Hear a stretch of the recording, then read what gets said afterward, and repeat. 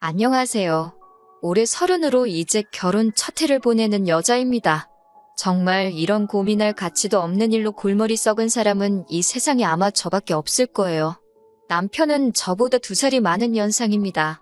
남편한테는 불우한 과거사가 있었습니다. 어머님 없이 아버님과 둘이 살고 있는 건 연애하면서 알고는 있었는데 자초지종에 대해서는 이야기해준 적이 없어요. 말하기 껄끄러워하는 것 같아서 자세한 부분에 대해서는 제가 먼저 물어본 적이 없어요. 내막을 알게 된다고 해도 제가 남편을 과거 이야기를 가지고 달리 볼 것도 아니고 때가 되면 어련히 저에게 말해줄 거라 믿었거든요. 연애를 한 지 조금 시간이 지나고 결혼 이야기가 본격적으로 오고 가기 시작하면서 그때 저에게 처음 말해줬어요. 아버지랑 단 둘이 살고 있는 이유는 아버님하고 어머님이 이혼을 하셨기 때문이었네요. 별로 어렵게 할 이야기는 아닌 것 같은데 뭘 숨기고 사는가 싶었어요. 그런데 두 분이 이혼하는 과정에서 남편이 어린 마음에 마음고생을 많이 했나 봐요. 그때쯤에서 아버님이 끊었던 술도 다시 마시고 어머니랑 다투는 걸 매일같이 봤어야 했다네요. 오죽하면 아직도 엄마가 필요한 어린 나이였던 남편이 나서서 어머님한테 이렇게 당하고만 살지 말고 그냥 이혼을 하라고 말했을 정도랍니다. 결국에는 두 분은 이혼을 하게 되었고 그 과정에서 남편은 아버지 밑으로 그리고 여동생은 어머님 밑으로 뿔뿔이 찢어지게 되었다네요. 남편도 어머니를 따라 가고 싶었지만 저렇게 매일같이 술 드시는 아버지가 혹시 잘못되시기라도 할까봐 아버지 곁에 남았던 거고요. 본인이 내린 선택이기는 하지만 어린 마음에 졸지에 이산가족을 만들어 놓은 아버지가 참 미웠다고 합니다. 그동안 아버지랑 살면서도 어머니와는 지속적으로 연락도 하고 자주 찾아뵙고 하면서 지냈다고 합니다. 여동생하고도 사이가 좋은 편이어서 동생하고도 자주 연락을 했고요. 동생은 저도 만난 적이 있는데 자취하고 있다고 들었으니까 동생이 어머니 쪽으로 가 있고 남편이 아버지 쪽에 가 있고 하는 사실은 상상도 못하고 있었지요. 아버님은 이혼하시고 나서는 다시 정신을 차리셔서 얼마 지나고부터는 술도 끊으시고 다시 원래 모습으로 돌아오셨다고 해요. 그래서 남편이 커오면서 딱히 마음고생 시키신 것도 없었고 남편 좋은 대학 보내고 좋은 회사 취직시킬 정도로 열심히 뒷바라지를 해주셨다고 하네요. 하지만 남편은 이렇게 잘해주실 거였으면 왜 술은 다시 마셔서 이혼까지 했어야 했는지 하는 식으로 말하는 거 보니 아버지에 대한 원망이 조금은 남아있는 듯 했습니다. 아버지가 술도 끊으시고 다시 좋은 가장의 모습으로 돌아왔어도 두 분은 다시 합치실 생각이 없었답니다. 남편이 중간에서 엄청 노력했지만 역부족이었다네요. 아무튼 그제서야 저한테 말한 이유는 앞으로 저희가 결혼을 하게 되면 혼주석에는 아버님 혼자 계시게 될 텐데 그래도 괜찮겠냐고 하더라고요. 암만 이혼하셨어도 하나뿐인 자식 결혼식이니 두 분이 다 혼주석을 빛내주신다면 저한테야 더할 나위 없이 좋았었겠지만 그렇게 되지 못한다고 그게 무슨 상관이겠나 싶었습니다. 결혼 이야기가 본격적으로 오고 가고 나서 아버님과 저희 친정부모님 해서 양가 상견례는 이미 마무리가 다 되었던 상황이었습니다. 당시 남편은 아버님과 인사도 끝났으니 어머님이 혼주석에는 계시지 않겠지만 저를 소개하는 게 그림이 맞지 않겠냐며 자리를 한번 만들어도 되겠냐고 허락을 구하더라고요. 이혼하셨다고 해도 여전히 남편의 어머니인 사실은 변함이 없으니 저도 흔쾌히 그러기로 했어요. 남편의 여동생은 저도 몇 번 만났고 혼자 서울에 자취를 하고 있었기 때문에 어머님은 혼자 서울에서 조금 떨어진 지방 중소도시에서 지내고 계셨습니다. 거리도 있고 한동안 코로나로 난리도 아니었으니 남편도 요 근래에는 통 찾아뵌 적이 없었나 봐요. 그 당시에 저에 대한 이야기를 따로 해준 적이 없었는지 어머님은 남편이 저를 결혼할 사람이라고 소개했을 때 많이 놀라는 눈치였습니다. 그리고 소개시킬 거면 미리 말을 해주지 그랬냐며 한마디 하셨어요. 조금 분위기 좋은 식당에서 만날 걸 그랬다고 하시더군요. 저도 남편한테 소개시키러 오는 자리를 어머님한테 미리 말씀도 안 드린 거냐 한마디 했어요. 남편은 너스레를 떨면서 깜짝 놀래켜주고 싶었다고 말하는데 그런 모습을 보아하니 떨어져 지냈다고 해도 남편이 어머님과 이런 장난을 주고받을 정도로 사이가 많이 좋구나 하는 생각이 들었습니다. 솔직히 보기 좋더라고요. 그런데 어머님하고 한참 식사를 하고 있는데 어머님이 이 자리에 한 분이 더 오셔도 되냐고 물어보더라고요. 남편이 누구시냐 물었는데 어머님도 똑같이 너희들 깜짝 놀래켜주고 싶으니 당신도 말을 안 해주겠다고 하셨습니다. 그리고 식당 안으로 어떤 남자분 한 명이 들어오는데 남편 표정이 살짝 굳어지는 걸 느꼈어요. 그리고 그때 사건이 터져버리고 말았네요.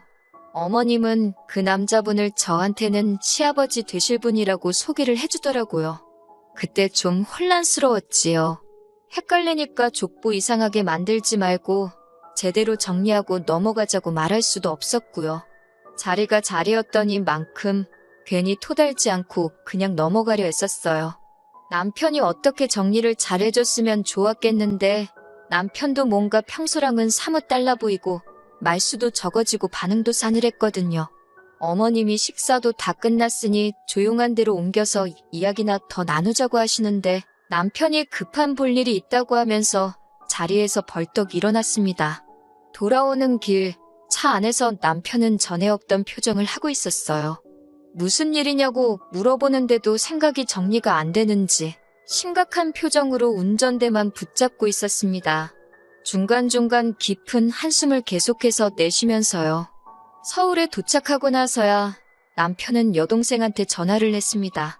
어머님, 아버님이 갈라선 것만 알지 자세한 내막은 제가 전혀 모르는 부분이다 보니 함부로 끼어들 수가 없었어요. 그런데 남편은 말 그대로 멘붕이 왔는지 어이없어 하면서 말을 잇지 못하더라고요. 남편은 생각이 정리가 겨우 다 된 건지 그제서야 저한테 입을 열었습니다. 눈가에는 눈물까지 고여서 자기는 이제 어떡하냐고 하면서 제 앞에서 처음 눈물을 보이더라고요. 참 놀라운 이야기였습니다. 아버님하고 어머님이 이혼할 때쯤에서 아버님께서 술 취해서 항상 어머님한테 폭언을 하며 언급하던 사람이 있었답니다. 어머님은 말도 안 되는 소리 하지 말라고 했고 아버님은 항상 술에 취해서 그러고 계셨으니 남편 눈에는 그게 다 아버님께서 어깃장을 부리고 있었다고 믿었던 거예요. 그리고 오늘 그 자리에 저희들한테 소개해준 그 사람이 아버지가 항상 어머니와 싸울 때마다 언급하던 그 사람이라는 거예요. 아버님이 술 마시고 부리는 주사와 의처증 때문에 어머니가 도망갔다고 그렇게 믿어왔는데 그게 아니었던 겁니다. 어머님이 다른 남자를 만나고 있던 게 사실이었고 아버님은 그 사실을 견디기 힘들어 끊었던 술을 입에 다시 대기 시작하셨던 거고요. 그렇다고 술을 이기지 못해 가족들한테까지 피해를 끼친 아버님 잘못이 없어지는 건 아니겠지만 남편이 원망했어야 하는 건 아버님이 아니라 어머니였다는 거죠. 동생은 이미 오래전부터 어머니가 그분을 만나고 있다는 사실을 알고 있었답니다. 자기도 이 꼴 저 꼴 보기 싫어서 독립해서 무작정 서울로 상경한 거라고 하고요. 그 과정에서 아버님한테 도움도 많이 받았다고 하네요. 다 알면서도 남편한테 말 안 해준 건 아버님이 아들 어미 사랑이 저런데 혹시나 마음의 상처라도 받으면 어떡하냐고 비밀로 해달라고 부탁을 했었다고 하더라고요. 여동생 입장에서도 어머니가 진짜 그 사람을 남편이라고 소개할 거라고는 상상도 못했던 일이기에 그냥 그동안 알면서도 아버님 부탁 때문에 남편에게는 쉬쉬하고 있었던 거라고 합니다. 아버님 또한 아들이 상처받는 게 싫어서 남편한테는 따로 해명을 하지 않았던 거였고요. 심지어 어머님이 저한테 시아버지라고 소개해준 새아저씨는 가정이 또 따로 있는 분이라고 하더라고요. 남편 동생 말로는 이혼만 해주면 어머니랑 살림을 합치실 거라고 했다는데 15년 세월 흐르는 동안 아직도 어머님은 이혼까지 해가며 그 집구석에서 첩대접을 받으며 생활하고 있던 상황이었습니다. 남편이 자기가 아버지를 오해했다며 자기는 어떻게 하는 게 좋겠냐고 하더라고요. 평생을 그렇게 알고 지내왔는데 자초지종을 알게 된 정신적인 충격이 너무 커 보였어요. 그 충격의 크기가 얼마나 큰지 제가 감히 가늠할 수조차 없겠죠. 달리 다른 말은 못하겠고 아버님한테 이제부터라도 잘하면 되는 거라고 했습니다. 아버님이 비밀로 하신 것도 나름의 이유가 있지 않았겠느냐고요. 뒤늦게라도 오해가 풀렸으니 더 다행인 거고, 그게 우리 결혼하기 전이라서 더 다행인 거라고 남편을 다독여줬습니다. 남편도 생각했던 것보다 금방 털어내고 일어났어요. 자기가 마음고생한 게 힘들어한다고 없어진 것도 아니고 말이죠.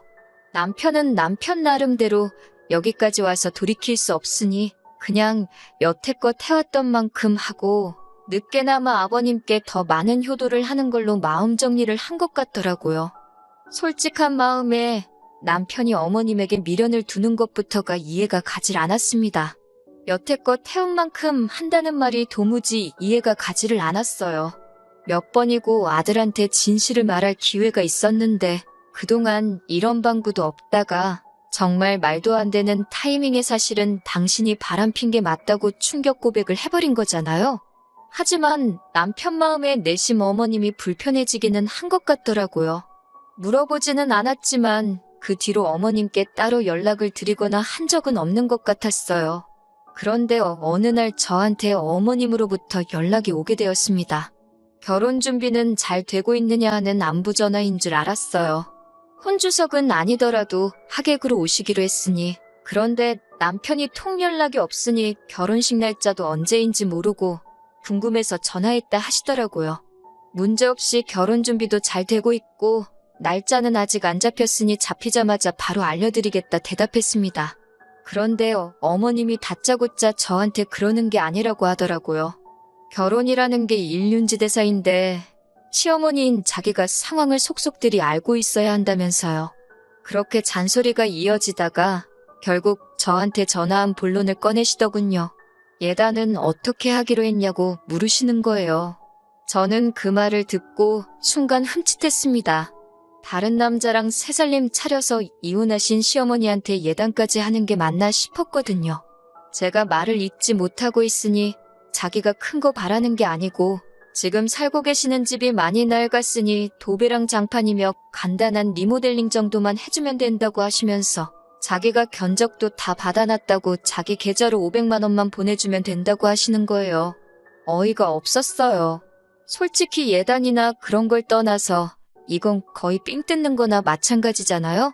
그래도 남편과 어머님의 관계도 있었고 하니 제가 남편하고 상의해보고 연락을 다시 드리겠다 했습니다. 그런데 어머님은 예단은 원래 여자 쪽에서 해가는 건데 당신 아들과 상의할 필요가 뭐가 있느냐고 하시더군요.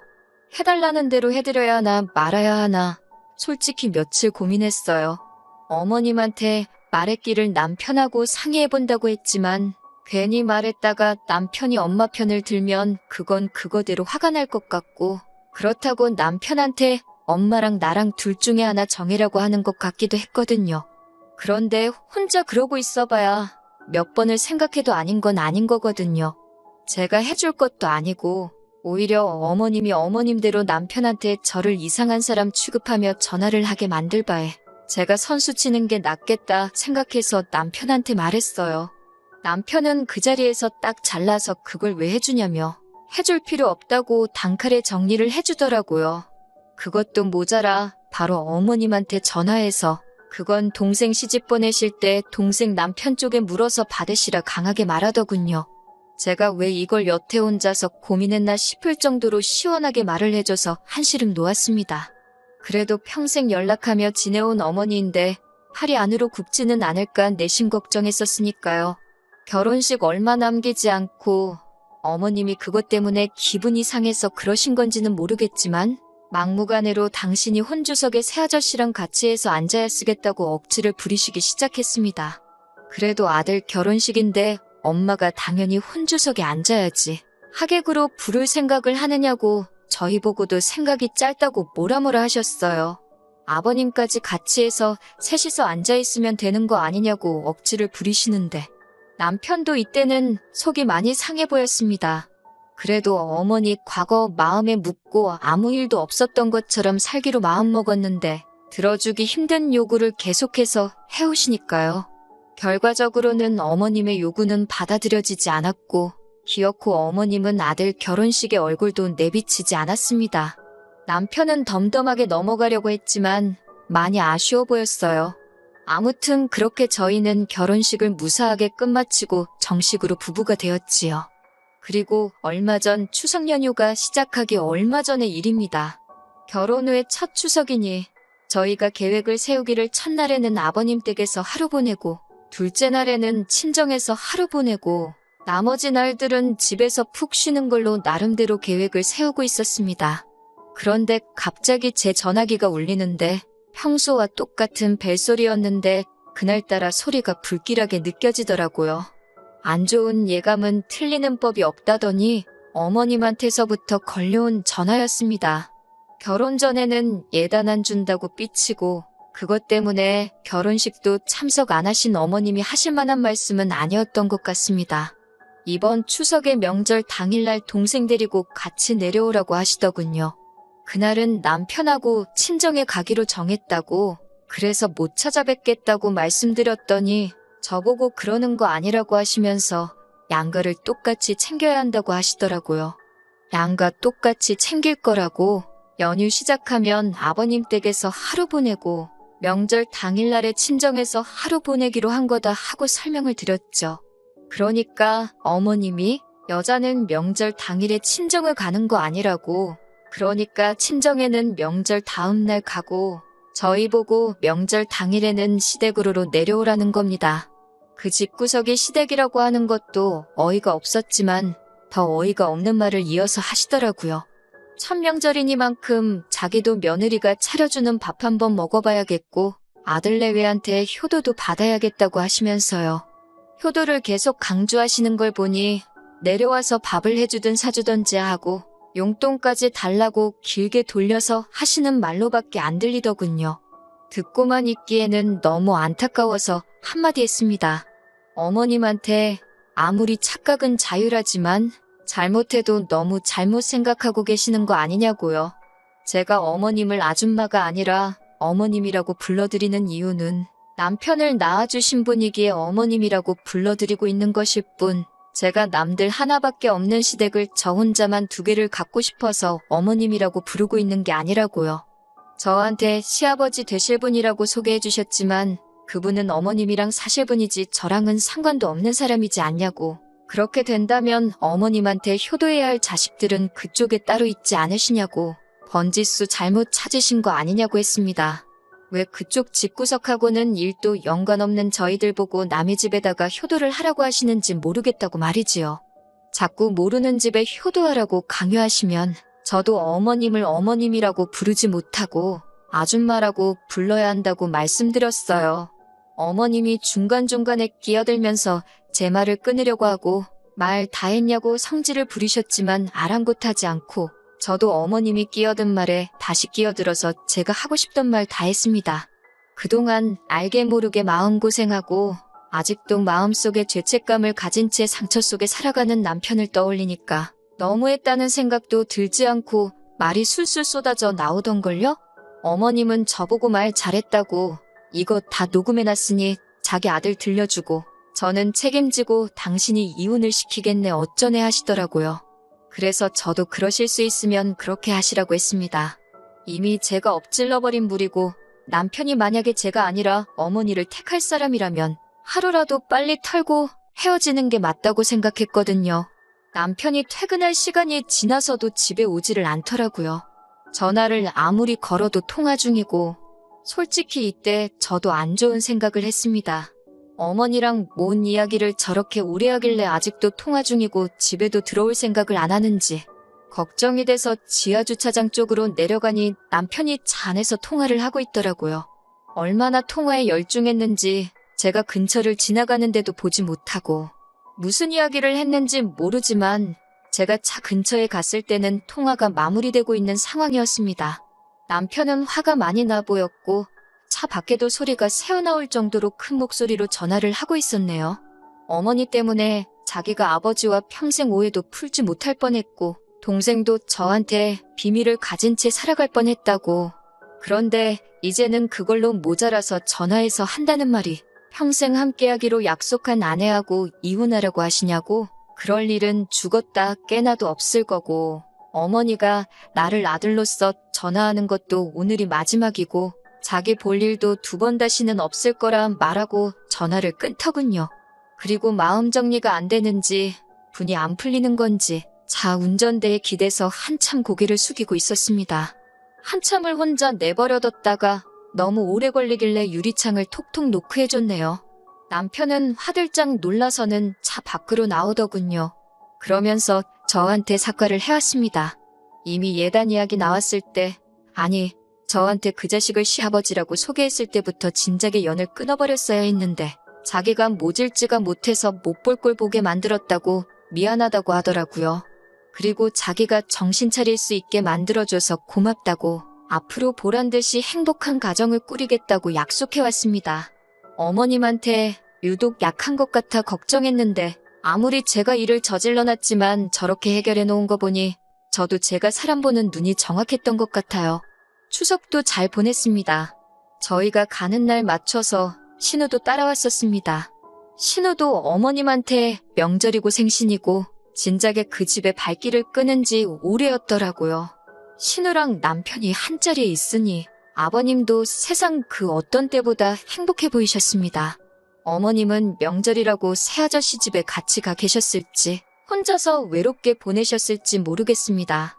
하지만 이제 보고 지낼 일도 없으니 제가 그렇게 신경 쓸 일도 아니겠죠. 가만히라도 계셨으면 근근히 아들 어떻게 지내는지 소식 들으며 저희도 자식돌이 며느리돌이 다 해가며 당신 원하던 효도 받으며 사셨을 텐데 욕심이 너무 과하셨던 것 같습니다. 이렇게 되었으니 저도 어머님이 바라는 대로 되지 않게 남편하고 누구보다 더 행복하게 살아가려고 해요.